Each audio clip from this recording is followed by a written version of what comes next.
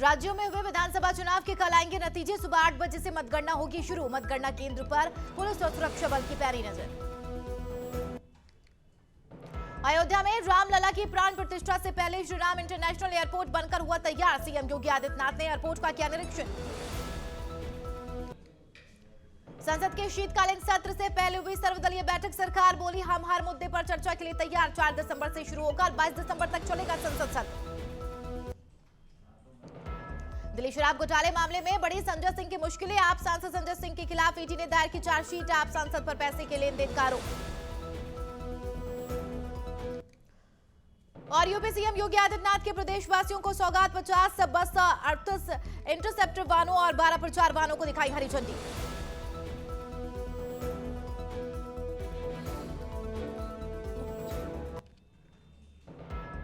नमस्कार, नवतेज टीवी देख रहे हैं आप और मैं आपके साथ हूं चंदा यादव। बुलेटिन की शुरुआत करेंगे। असम के स्थापना दिवस पर राजस्थान के राज्यपाल कलराज मिश्र ने असम वासियों को बधाई और शुभकामनाएं दी है। राज्यपाल ने असम स्थापना दिवस पर उसके गौरवमय अतीत की चर्चा करते हुए कहा कि प्राचीन ग्रंथों में इस प्रदेश को प्रज्ञाज्योतिषपुर के नाम से जाना जाता रहा है। पुराणों के अनुसार यह कभी कामरूप राज्य की राजधानी था। उन्होंने असम में ब्रह्मपुत्र, वहां की वनस्पति और प्राकृतिक सौंदर्य को भारत की धरोहर बताते हुए वहां के आर्थिक विकास के लिए पर्यटन भावनाओं पर और अधिक कार्य करने का आह्वान किया।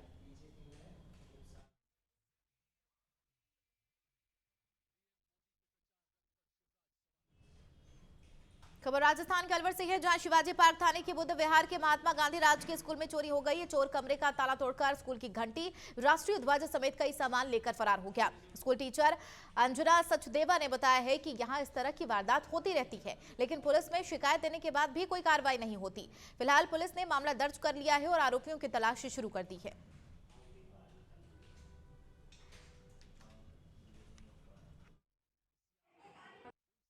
यहाँ पे महात्मा गांधी गवर्नमेंट स्कूल है, गांधी नेशनल बुद्ध विहार में।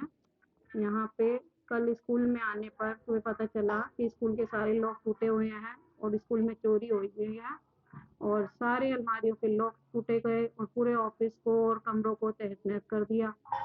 सामान चोरी हो गया, म्यूजिक सिस्टम चोरी हो गया, जिसमें से बच्चों का टेबल चेयर ले गए, पर्स ले गए, नेशनल फ्लैग ले गए, प्रिंसिपल की स्टैंप ले गए और बेल ले गए हैं और बाकी रिकॉर्ड्स को, स्कूल रिकॉर्ड्स को, स्टूडेंट्स के रिकॉर्ड्स को सब डैमेज कर दिया। सब अलमारी के लॉक तोड़ दिए, स्कूल के सब डोर जो हैं वो संबल डाल के ऐसे डैमेज। 3 दिसंबर को विधानसभा चुनाव की मतगणना से पहले प्रशासन की अधिक तैयारियों को अंतिम रूप देने लगी हैं। इसी कड़ी में जिला निर्वाचन अधिकारी अनिल कुमार अग्रवाल और पुलिस अधीक्षक मनोज कुमार ने राजकीय पॉलिटेक्निक महाविद्यालय पहुंचकर मतगणना की तैयारियों और व्यवस्थाओं का जायजा लिया और अधिकारियों को दिशा निर्देश दिए हैं। इस दौरान चुनाव पर्यवेक्षक, जिला कलेक्टर सहित निर्वाचन ड्यूटी से जुड़े सभी वरिष्ठ अधिकारी मौजूद रहे। बता दें, सुरक्षा की दृष्टि से राजकीय पॉलिटेक्निक महाविद्यालय में सीसीटीवी स्क्रीन लगाई गई है। जिले की 4 विधानसभाओं की मतगणना के लिए 4 कमरे तैयार किए गए हैं।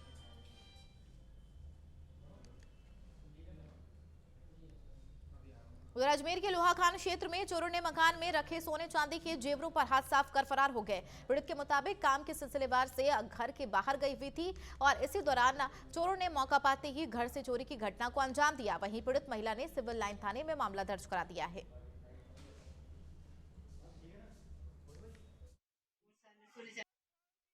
सर, मेरे बहुत दिनों से मैं चीजें मम्मी की पड़ी थी। इतने दिन तो मैं लेके आई थी, फंक्शन हुआ था तो मैंने लाके अलमारी में रख दी। मैंने वापस नहीं देखी। कल परसों मैंने ऐसे ही अंगूठी पहनने के बहाने से अलमारी खोल के देखी तो अलमारी में कुछ भी नहीं था। चांदी की पाइजेबी थी आधा किलो की और एक सोने की अंगूठी थी और सोने के लौंग थे। तो मैंने ऊपर वाले भैया को पूछा, वो इतने दिन मेरे 7 साल में कभी कुछ नहीं गायब हुआ, एक सुई भी गायब नहीं हुई। अब वो जब से रह के गए, 1-1.5 महीना रह के गए, उनको मैंने पूछा तो वो कह रहे कि हमने तो नहीं लिए। मैंने कहा आज तक मेरे एक चोरी कुछ भी नहीं हुआ, एक कटोरी भी गायब नहीं हुई 7 साल से। आधा किलो की पाइजेब है सर, एक सोने की अंगूठी है और एक सोने की लौंग की जोड़ी है। हाँ, अलमारी खोली हुई है सर। और कपड़े में अब कल मैंने चेक करा, परसों जब मेरे को ये कपड़े पड़े तो मैंने वापस जमाए हैं सर। उधर जैसलमेर के रामगढ़ स्थित नहरी क्षेत्र में किसानों को सिंचाई के लिए पानी नहीं मिल पा रहा, जिसके बाद गुस्साए किसानों ने अधिशासी अभियंता कार्यालय पहुंचकर जमकर नारेबाजी की। किसानों ने अधिशासी अभियंता पर पानी बेचने के आरोप लगाए हैं। किसानों ने नहरी विभाग को ऐसे भ्रष्ट अधिकारियों के खिलाफ कार्रवाई कर सिंचाई पानी देने की मांग की है और कार्रवाई न होने पर आत्मदाह की चेतावनी भी दी गई। के नवातला माइनर में कैपेसिटी के हिसाब से पानी नहीं चल रहा है और कैपेसिटी के हिसाब से पानी नहीं चलने से किसानों में जो 8 इंची के मोगे उसमें पानी नहीं चलने से इन्होंने मोगे बंद कर दिए। टेल वाले किसानों के मोगे इन्होंने 8 इंची के निकाल लिए और हम लोग जब पीछे टेल पे गए अधिकारी बोले आपने वहाँ जाके मोगे निकाले, जबकि पानी उतना पूरा वो दे नहीं रहा। पेपर में आज 7.5 दिन के बाद पानी हमको 21 दिन बाद है ना पानी मिल रहा है। अब बोल रहे हैं हम कार्रवाई करेंगे। अब विजय का टाइम जा रहा है, अब उसके बाद कार्रवाई क्या करेंगे। ये नवातला से करके 15 नवातला तक इन्होंने मोगे सीज कर दिए हैं। हमारे बारी रेगुलेशन सिस्टम हमारा चालू है। इन्होंने अपनी मनमानी से तेल के किसानों पे कहने पे हमारे मोगे यहाँ पे सीज करके हमारे को नुकसान पहुँचाने का इन्होंने एक्शन साहब ने कार्य किया है। हमारे बहुत हानि हो चुकी है। नवातला की कैपेसिटी के अनुसार पानी भी नहीं चल रहा है और नई पेराटी है। अयोध्या के लिए निकली श्री राम पैदल पदयात्रा सिरोही शहर के पुरानी चेक पोस्ट स्थित हनुमान मंदिर पहुंची, जहां बीजेपी नगर मंडल के पदाधिकारियों ने फूलमाला के साथ पदयात्रा का स्वागत किया। इस दौरान सभी ने हनुमान मंदिर में पूजा अर्चना कर हनुमान चालीसा का पाठ किया है। सभी कार्यकर्ताओं ने जय श्री राम के जयकारे लगे। स्वागत कार्यक्रम में पूर्व जिला प्रमुख पाल परशुरामपुरिया, पालिका अध्यक्ष मगनदान, चारण उपाध्यक्ष रवि शर्मा, पालिका पार्षद और बड़ी संख्या में कार्यकर्ता मौजूद रहे। बता दें पदयात्रा गुजरात के वडनगर से 27 नवंबर को निकली है और 1240 किलोमीटर की दूरी तय कर करीब 40 दिन के बाद पदयात्रा अयोध्या पहुंचेगी।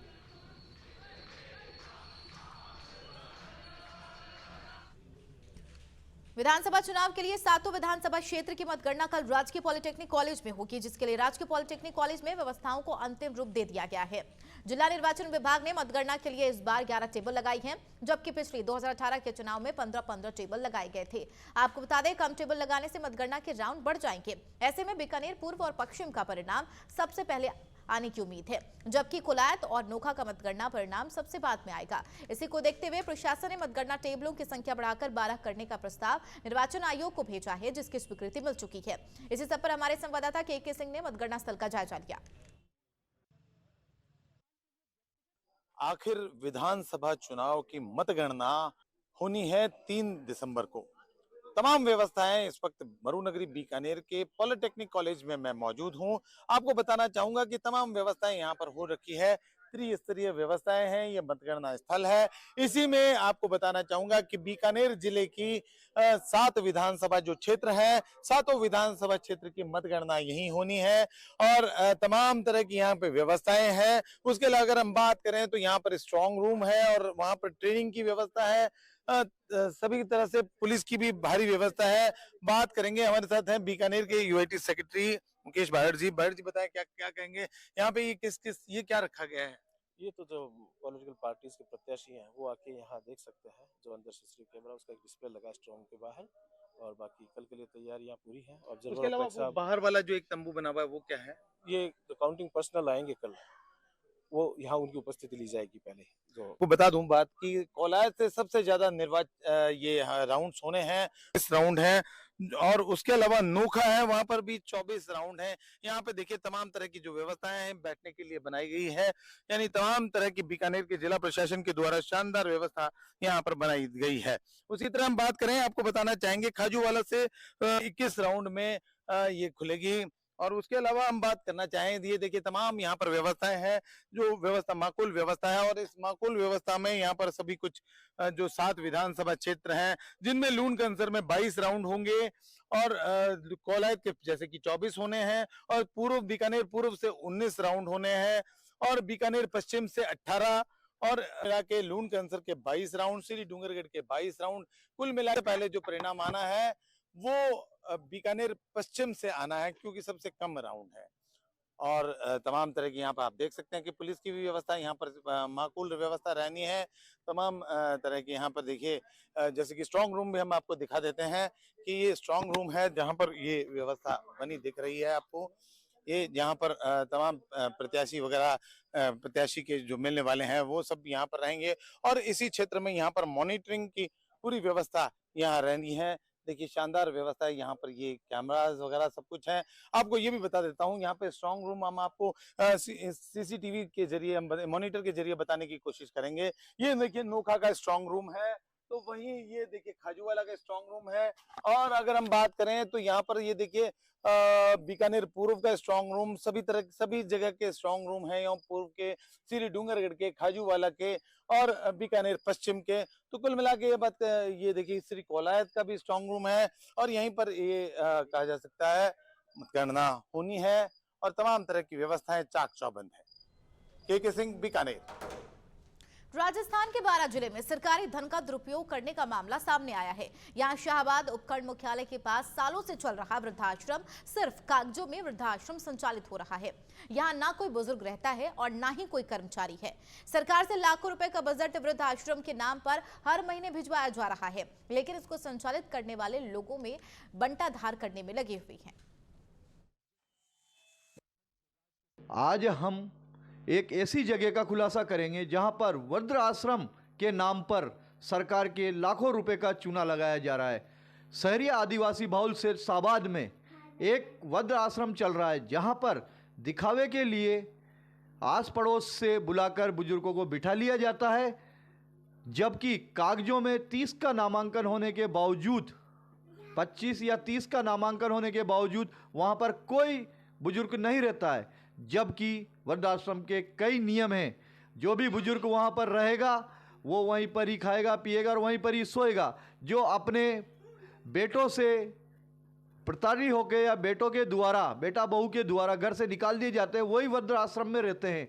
पर यहाँ पर उल्टा है। वृद्धाश्रम के नाम पर सरकार को, वो दानदाताओं को लाखों रुपए का चूना लगाते हुए ये वृद्धाश्रम संचालित हो रहा है। ये शाहबाद के राजपुर क्षेत्र के राजपुर रोड पर स्थित एक किराए की बिल्डिंग में संचालित हो रहा है।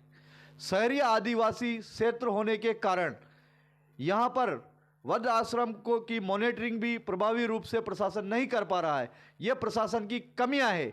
जबकि यहाँ पर उपखंड अधिकारी, उप जिला कलेक्टर, शहरिया परियोजना अधिकारी, तहसीलदार समेत कई अधिकारी वहां पर मौजूद रहते हैं, पर उनका भी इस ओर कोई ध्यान नहीं है। शायद ये भ्रष्टाचार का एक जीता जागता उदाहरण है। हरीश कुमार शर्मा, नवतेज टीवी, बारां। चलिए बढ़ेंगे आगे। झालावाड़ और झालरापाटन सहित जिले के नगर पालिका क्षेत्र में आवारा पशुओं का आतंक दिन प्रतिदिन बढ़ता जा रहा है।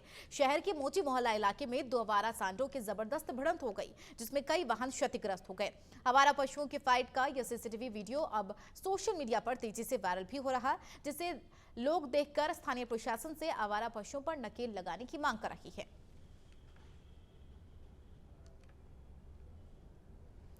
खबर नागौर जिले की मिर्ता विधानसभा से है, जहां बूथ संख्या 168 पर विधानसभा चुनाव में योगदान देने वाले स्काउट गाइड्स, वॉलेंटियर्स और आंगनवाड़ी कार्यकर्ताओं को सम्मानित किया गया। बूथ लेवल अधिकारी रामचंद्र पिचकिया ने बताया कि विधानसभा चुनाव 2023 में मतदान के लिए स्वीप कार्यक्रम हेला टोली लोकतंत्र सतरंगी सप्ताह से लेकर मतदान दिवस तक आम मतदाताओं को जागरूक करने वाले वॉलेंटियर्स कार्यकर्ताओं का अहम योगदान रहा, इसलिए इन कार्यकर्ताओं को सम्मानित किया गया है। कर्मठता से किए गए कार्य के लिए स्मृति चिन्ह देकर आभार व्यक्त किया गया।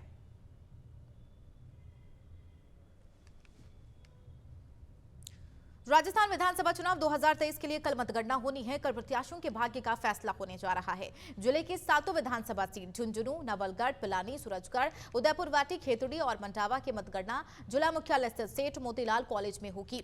जिला प्रशासन द्वारा मतगणना को लेकर सभी तैयारियां पूर्ण कर ली गई हैं। सुबह 8 बजे से पोस्टल बैलेट पर 8:30 बजे से ईवीएम के वोटों की गणना होगी। कॉलेज परिसर में बनाए गए मीडिया सेंटर पर एक एलईडी टीवी भी लगाई गई है, जिसमें राउंड वाइज अपडेट प्रदर्शित होगा और माइक के द्वारा आमजन को अपडेट दिया जाएगा। वहीं मतगणना भवन परिसर बिना प्रवेश पत्र के किसी का भी प्रवेश नहीं होगा।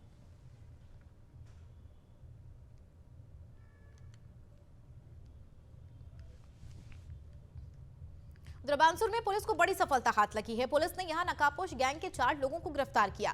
पुलिस ने आरोपियों के पास से ट्रैक्टर सहित बड़ी मात्रा में चोरी किया गया लाखों का सामान बरामद किया है। थाना प्रभारी हेमराज सरावना ने बताया कि क्षेत्र में यह गैंग सक्रिय थे और रात के समय मकानों के ताले तोड़कर वारदात को अंजाम देते थे। गैंग के मुख्य सरगना और उसके साथियों के खिलाफ चोरी और लूट के 2 दर्जन से ज्यादा मामले दर्ज हैं।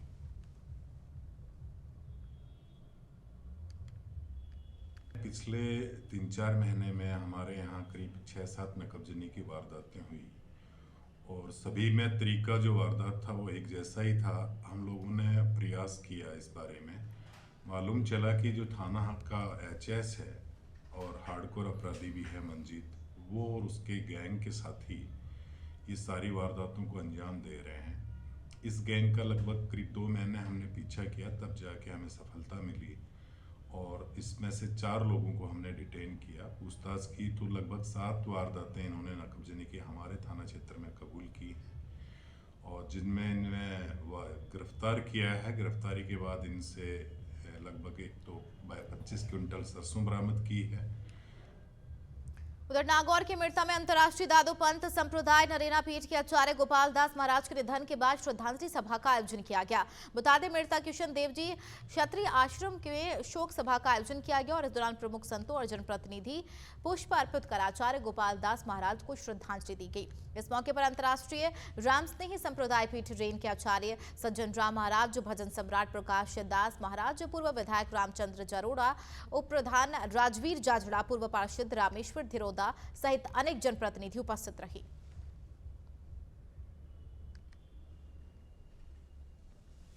हरिनारायण जी महाराज के सानिध्य में आचार्य चरण 20 गोपाल दास जी महाराज को श्रद्धांजलि समर्पित की जा रही है और पूरे मेड़ता से संत महापुरुष पधारे हैं और भक्तगण आए हैं और रेण आचार्य श्री सज्जन राम जी महाराज भी आकर के पूज्य चरण श्री गोपाल दास जी महाराज को श्रद्धांजलि समर्पित की है। और दादू संप्रदाय में एक बहुत बड़ी क्षति हुई है जो कभी पूरी नहीं हो सकती, पर आज गोपाल दास जी महाराज को श्रद्धा सुमन समर्पित करके सभी के हृदय में एक भाव और एक श्रद्धा, और उन्होंने जो शब्द वाणी के सुंदरदास जी महाराज के, दादू वाणी के, रज्जब वाणी के जो शब्द गाए हुए हैं उनको याद करके और ऐसा महसूस कर रहे हैं कि संत कभी मरता नहीं है, संत तो वाणी कह करके अमर हो जाए। साधु समाज में सबकी एकता करने वाले महापुरुष थे जिनको आज हम श्रद्धांजलि भवांजलि दे रहे हैं, तो इनके कारण महापुरुषों का जीवन में नाम होता है। दादू जी महाराज के जीवन के अंदर कितनी कठिनाई आई तो भी वो महापुरुष, रियाव महाराज के जीवन में कितनी कठिनाई आई तो भी उन्होंने राम का नाम नहीं छोड़ा। तो हमारे स्वामी ब्रह्मलीन आचार्य गोपाल दास जी महाराज वाणी पर जीवन के मायने उनको वाणी का प्रवचन, दादू जी महाराज की वाणी और भी संत महापुरुषों की वाणी, उन्होंने जीवन के अंदर वाणी को धारण करने की बात कही है। राजधानी दिल्ली में खराब मौसम का असर अब हवाई सेवाओं पर भी दिखने लगा है। मौसम खराब होने की वजह से दिल्ली एयरपोर्ट 15 से ज्यादा फ्लाइट्स के रूट डाइवर्ट कर दिए गए। एयरपोर्ट के एक अधिकारी के अनुसार फ्लाइट्स को जयपुर, लखनऊ, अहमदाबाद और अमृतसर की ओर डाइवर्ट किया गया है। दिल्ली एयरपोर्ट ने सोशल मीडिया प्लेटफॉर्म एक्स पर एक पोस्ट में कहा कि एयरपोर्ट पर कम दृश्यता की वजह से जरूरी प्रक्रिया अमल में लाई गई है। विमानों को दिल्ली एयरपोर्ट से डाइवर्ट किया गया है।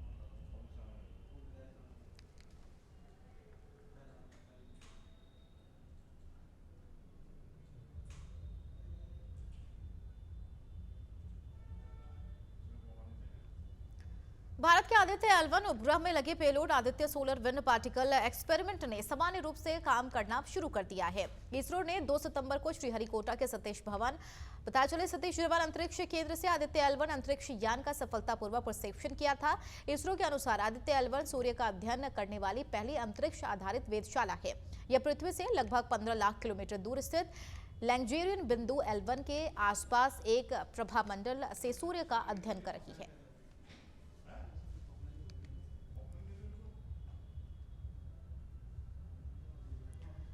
दिल्ली के मुख्यमंत्री और आम आदमी पार्टी के राष्ट्रीय संयोजक अरविंद केजरीवाल ने बीजेपी पर जमकर निशाना साधा। इस दौरान उन्होंने एक्टर और बीजेपी सांसद सनी देओल पर भी निशाना साधा। उन्होंने देओल पर अपने लोकसभा क्षेत्र में नहीं आने का आरोप लगाया है। पंजाब के गुरदासपुर में सीएम केजरीवाल ने कहा कि आप लोगों ने पिछली बार सनी देओल को चुनकर भेजा, लोगों को लगा बहुत बड़ा एक्टर है, उसको वोट देंगे, कुछ करेगा, लेकिन ये बड़े बड़े लोग कुछ नहीं करने वाले।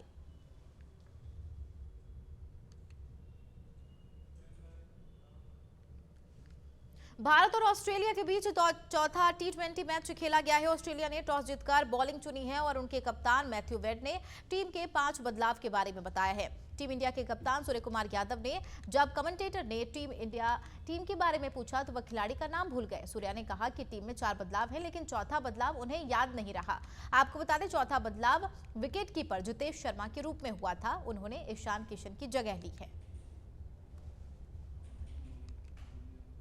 कल राजस्थान में विधानसभा चुनावों के परिणाम आने वाले हैं, जिससे पहले राजस्थान की पूर्व मुख्यमंत्री वसुंधरा राजे ने जयपुर के मोती डूंगरी स्थित गणेश मंदिर में दर्शन किए हैं और भगवान गणेश के समक्ष माथा टेककर जीत का आशीर्वाद लिया। साथ ही मंदिर महंत कैलाश शर्मा से भी मुलाकात की।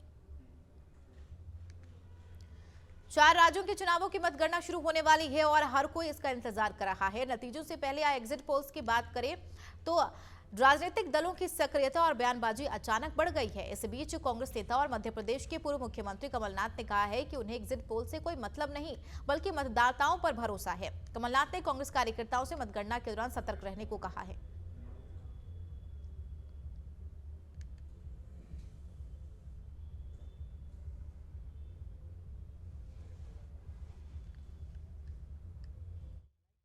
चलिए यहाँ पर रुकेंगे छोटे से ब्रेक के लिए।